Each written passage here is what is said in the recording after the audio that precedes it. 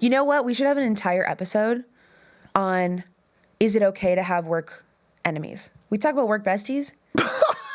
We should talk about work enemies. You should have said that needs to be in the episode. It's important to be fueled by a deep sense of hatred. I'm a hater at my core, so. You're such a hater. I am such a hater. You're such a hater. It's crazy. This is yin and yang. This is why it works. It's Donkey and Shrek. I stand by it so we should rewatch much. Shrek with that context. Of I am Shrek and you are Donkey. Yeah. We should rewatch it together. Perfect. That could be Talk about good social. Donkey.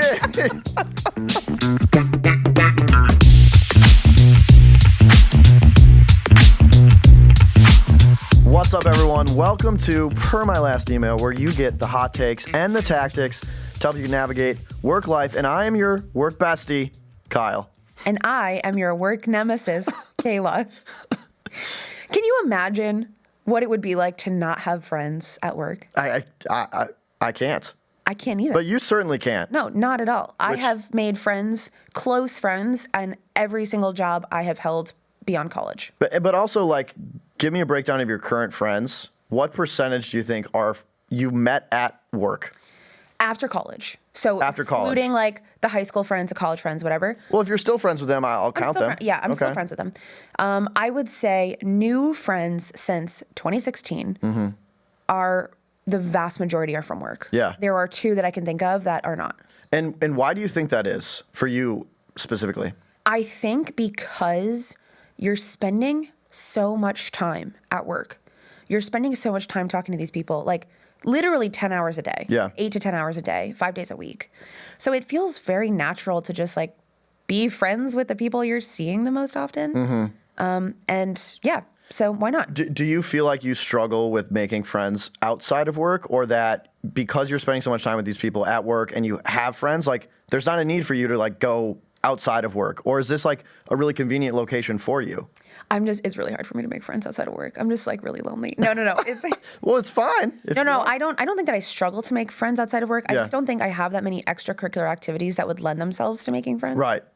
Like it's hard to make new friends outside of work as an adult, I think. Yeah.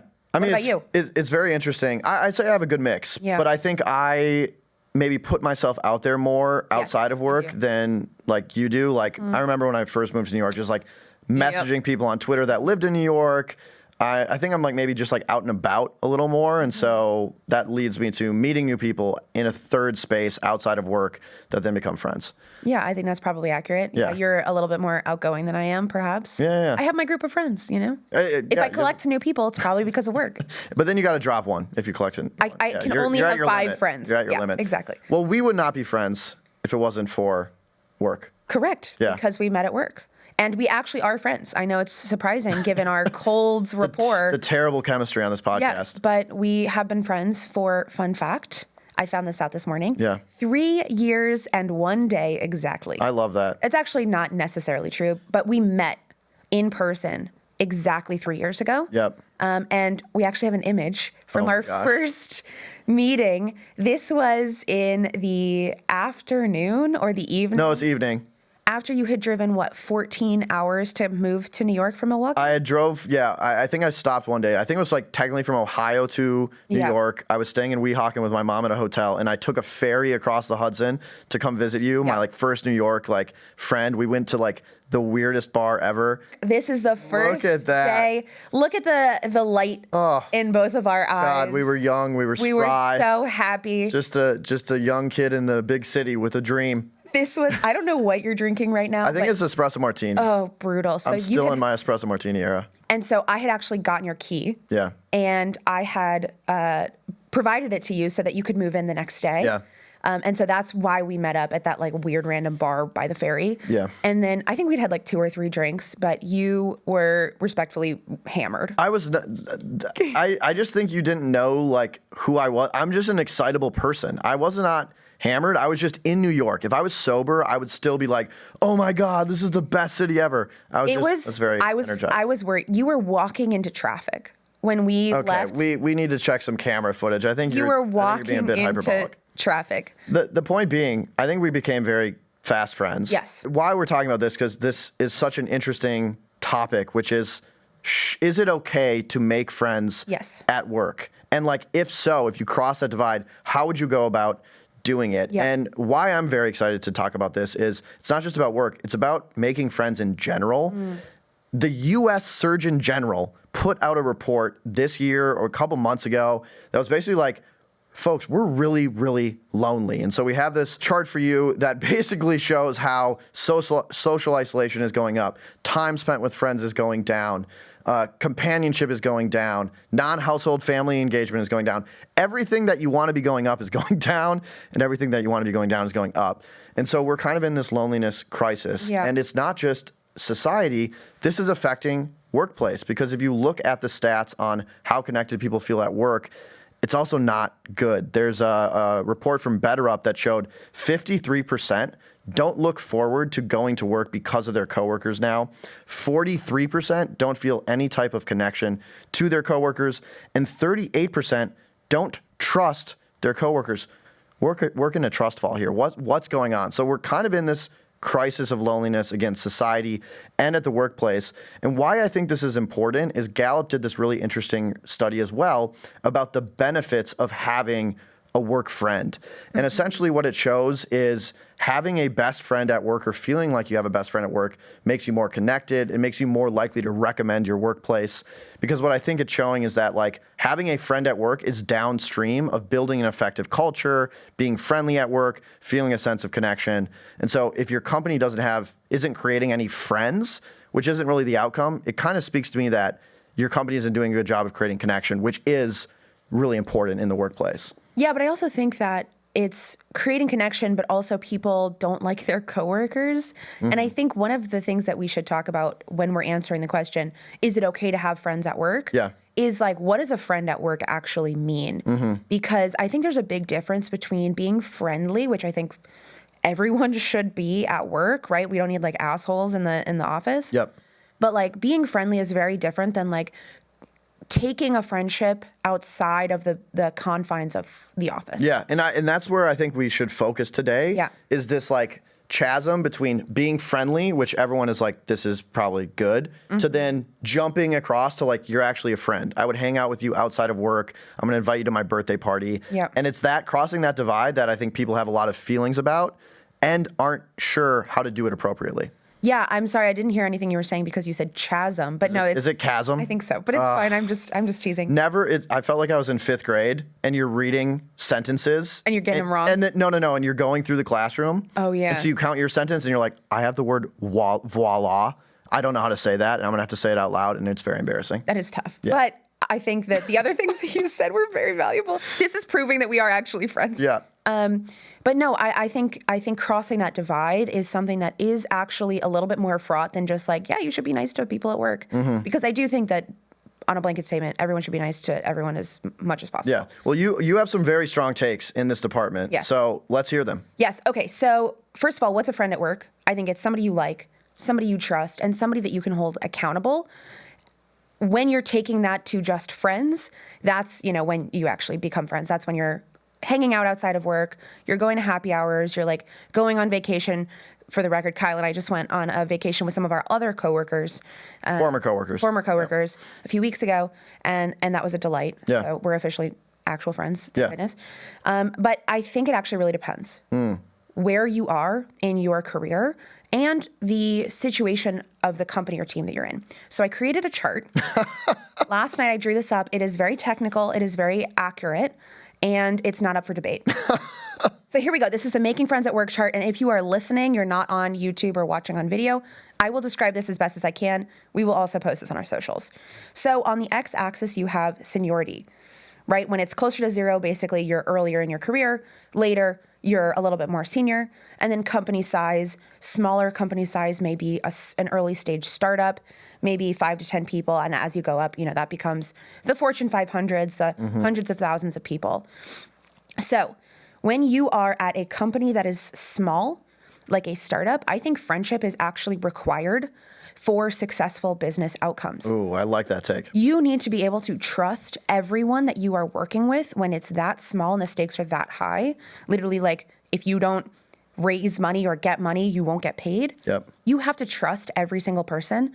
And there has to be that level of camaraderie and friendship that in order to like trust that somebody can wear multiple hats and, you're going to be grinding like late at night and like you need that friendship. As you grow in company size, things get a little bit trickier. So I think that when you're early in your career, friends always make work more bearable. They may not change business outcomes. They may not be required for a company to operate, but they are very valuable. Yeah. You're new. You're like, what is going on? It's so nice to have friends because they make things valuable. You're probably doing the shit tasks that nobody else wants to do. But then as you get more senior, there becomes a danger zone. The danger zone is not that you can't have friends at work. It just becomes more complicated. So this is, if you are relatively senior at a large company, you probably have a lot of people under you. Then it's like, if you're friends with one of your direct reports and not the other, that becomes very challenging. Yep. If you're friends with, a less senior teammate of, another person, or if you're friends with a few directors, but not all of them, that becomes challenging.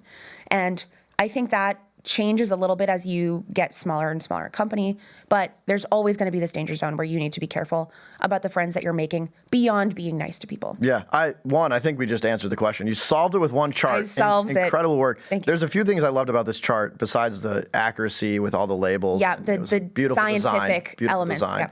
Yeah. The one was like business outcomes. Yeah. I think having a friendship at work is great, and it can be great, but you're hired for business outcomes. You're not hired to like make friends. That shouldn't be your ultimate goal. It might be a means to an end. Yep. Having a friendship at work allows you to get to better business outcomes. But the second a friendship gets in the way of effective business outcomes or gets in the way of your responsibility as a manager at the company, I think that's where it gets a little hairy, or you enter the danger zone. Danger zone. Exactly. So I think like, let's take the manager-managee relationship, for example. I think you could be friends with your direct reports. Yes. But your first responsibility is to be a great manager. So it might make, depending on your personalities and their personalities, you might be able to be a great manager by having a friendship with them. It might make you more effective. And in that case, it's fine. If having a great friendship with them makes you a less effective manager, I think that's the issue. And I want to call out Radical Candor. If you haven't read the book, take a look. It's by Kim Scott. And basically it shows that in order to have blunt conversations, speak directly to someone, it helps to have a personal connection, right? You show that you care personally so you can speak directly. And in that case, I think that's where friendship allows you maybe to have even more difficult conversations because that person knows that you care about them, and that way it enhances your job. Yeah, so I disagree about that. I think this is where we kind of, our differences really come out here. Yeah. Because for me, I think there's certain friendships where it would make it harder to hold people accountable. If I was really close friends with a peer and I saw that they were messing up, but our friendship was one that wouldn't allow me to say, hey, your work is impacting my work, or your work is impacting the work of others, I think I would have a hard time saying something like that. I hear what you're saying, and I'm not doubting that you would have a harder time, but I just question that perspective because I do think, like, for me, it would be much easier for me to tell you, hey, I think you're messing up. Hey, you could do this better. Have a more difficult conversation because we have a great relationship. You know, like, I'm not just like trying to insult you. It's not coming out of nowhere. We're still going to be friends. Yeah. So that makes it easier. Whereas if I have to have a difficult conversation with someone that I have not even been friendly with, I haven't established a repertoire with, it can come off as like, whoa, who is this guy coming at me?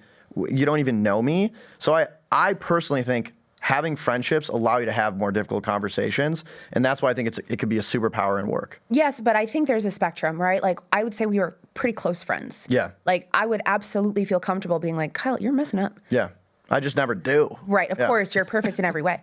But there are people that I'm not fully friends with like this, where we're going on vacations together. Like, we see each other after work consistently. I think like there's a middle ground where I'm close enough friends where I want to hang out. I want to continue to like grow the relationship, and that would make it more challenging to be like, hey, I think you're messing up in this way. Yeah. So I posted on LinkedIn. Maybe you've heard I do that from time to time. I do know that, yes. And I said we're recording an episode about making friends at work, and I got some really thoughtful responses that were like super interesting, and they brought up some really good points, and I want to share a few of them with you. One was by Brody, and he was saying how having friends at work is a lagging indicator of a great work culture. Ooh. So I think for an employer to think about if nobody that works at your company is friends, are you doing something wrong? Like, is there like a toxic environment? Like, are you not creating enough connection? Because I do think like on average, if you have a good culture, some people are going to become friends. Not that you have to, but some are going to be good. So I think that's important to think about. The second one I want to call it is Mike, who said, yes, having friends at work is important, but having non-work friends is also super important, and you do need a balance.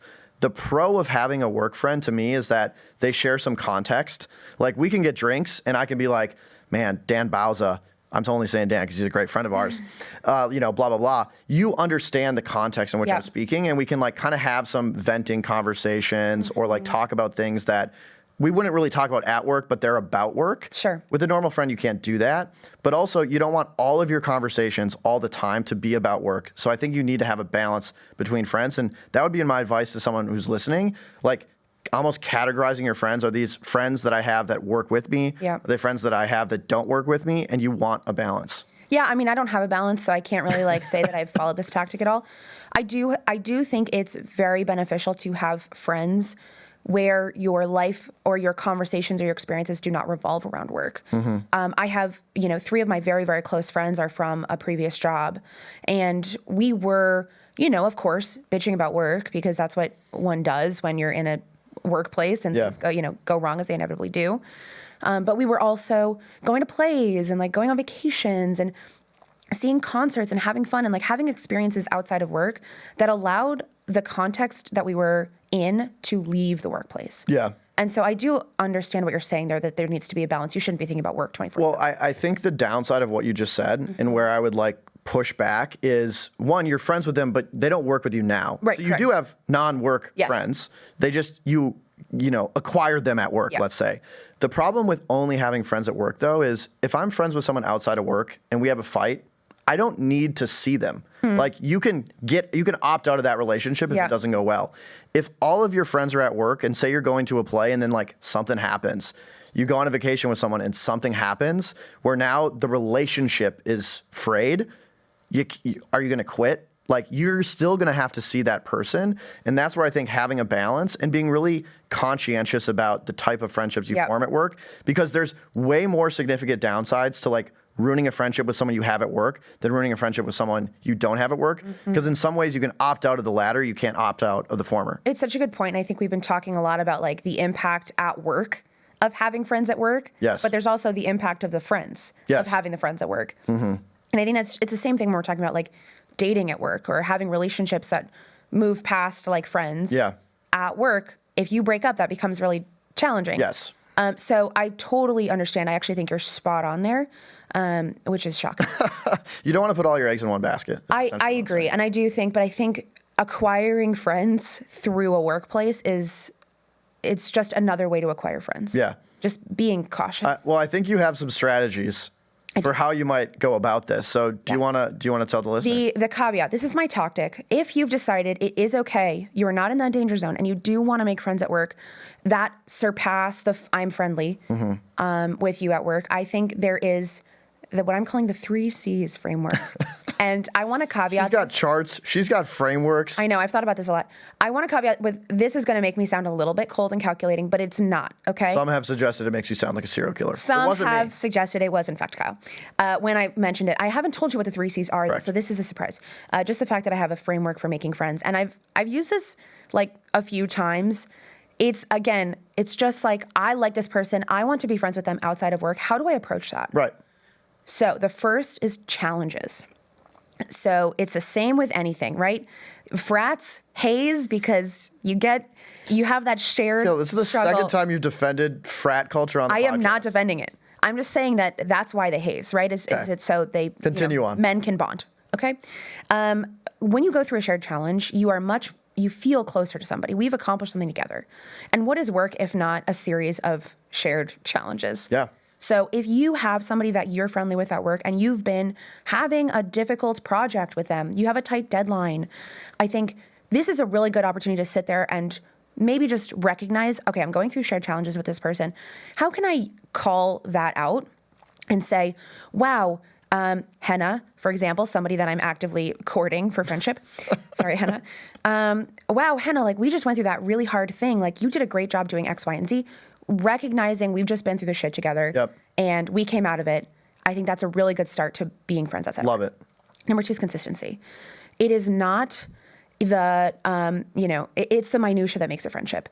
How was your weekend? How are you doing? Like, what's going on with you? Yeah. Oh, that painting in your background. Like, interesting. I have a similar one. Yeah. Right. And this is usually like it's pretty obvious when you're in person. You're seeing them. You're having conversations by the water cooler or whatever. Yep. And that's a little bit more natural. If you're remote, maybe you need to be a little bit more consistent, slacking. Hi, how was your weekend? What did you do? What's up? How was your evening? Oh my gosh, did you see this new movie? Like, whatever. So making sure that there's consistency there, that's a really great way to take something off work. Mm-hmm. And then 3, I don't think you're going to like this one, but it's commiseration. The third C is, I think that when you're at a phase where you can safely vent your frustrations, it doesn't have to be shit-talking somebody, but venting your frustrations about how something went down or something that has happened at work, or, it doesn't even have to be negative. It can be like, wow, like we just went through something really positive. Like whatever the positive version of commiserate is. Yeah. I think that's very useful, and it's a nice indicator that you're comfortable around this person and that person is comfortable around you. Yeah. What I like about this framework is it shows that you're being thoughtful and you're being intentional. Mm-hmm. And so I think like anything, like it's sometimes good to have a plan. Like if you want to have a friend, like you should have a framework.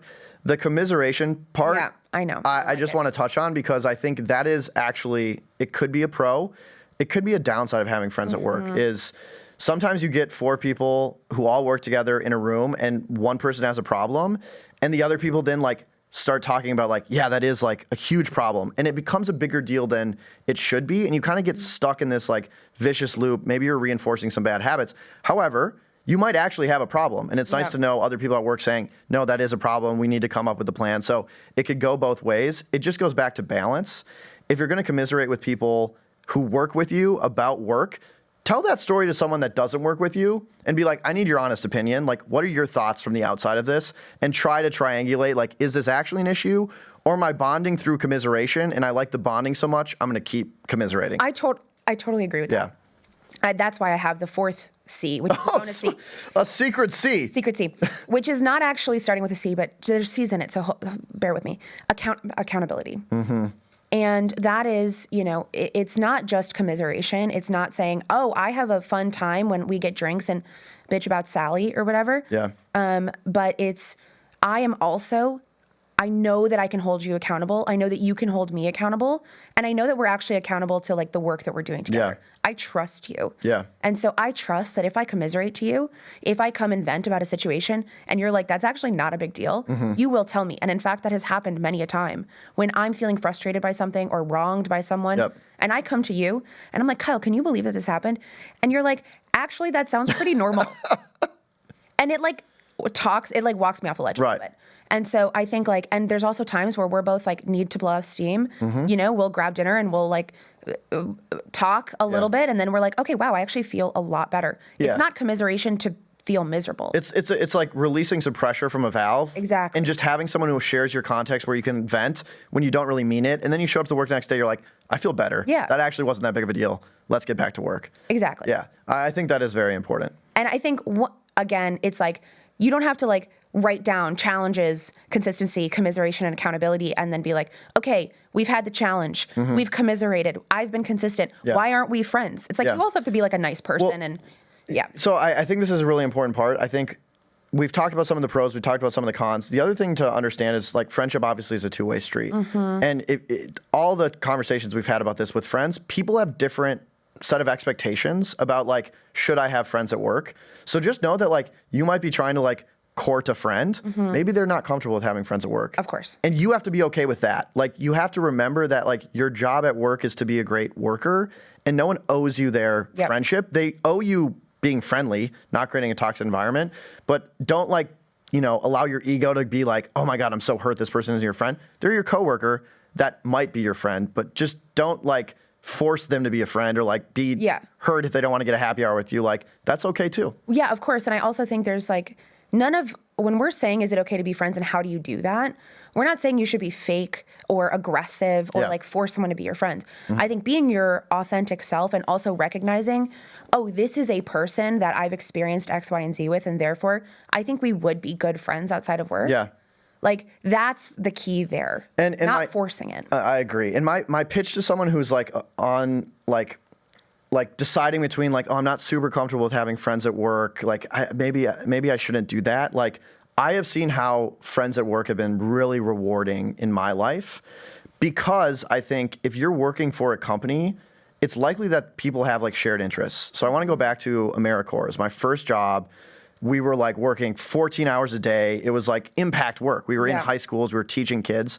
There is no way, if I had a mindset, I'm not going to be friends with anyone at work, I could have survived those 2 years. Yeah. Like it was such grueling work. It was such a different context than my friends who had like gone into finance or like, you know, gone into. I actually disagree. Continue. Gone into the corporate world right away. Like I needed people who understood that context, and those people who I went with that shared experience together, who we commiserated on the difficulties of it. We celebrated the wins.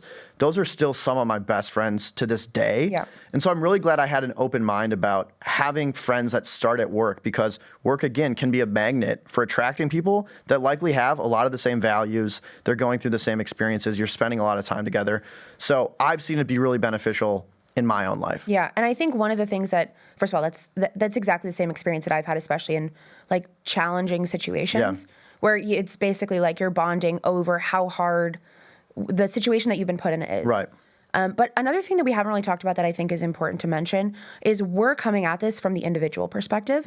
I think where it gets gnarly is when the expectation of the company is friendship beyond work. Right. So the idea of, oh, this is a family, you know, and using that almost to like manipulate your employees, very different situation. That's just pure danger zone. Yeah, that's the danger zone. But also, you know, I don't think you should be penalized by your company or by your coworkers for not having friends or not socializing outside of work. And that's one of the downside is friendship at work can become cliquey. And then people start valuing the friendship relationship more than the work relationship with other people. And that's where there could be feelings of like, oh, this person's just getting this extra responsibility because you're friends with them. And that's where you have to be very careful. And that is a significant risk. And again, going back to the broader point, your job at work is to be a great worker, to show respect to all of your colleagues, to give credit where credit is due, to give the right people the right opportunities that earned it, not to play favors with friends. Yep, I completely agree. Amazing. So should we roll the credits? Let's do it. Our producer is Michaela Heck. Our technical director and my close personal friend is Uchenna Ogu. Emily Avelti is our sales development representative. Devin Emery is our chief content officer. And this show is a production of Morning Brew. Thanks for listening, and we'll see you next week.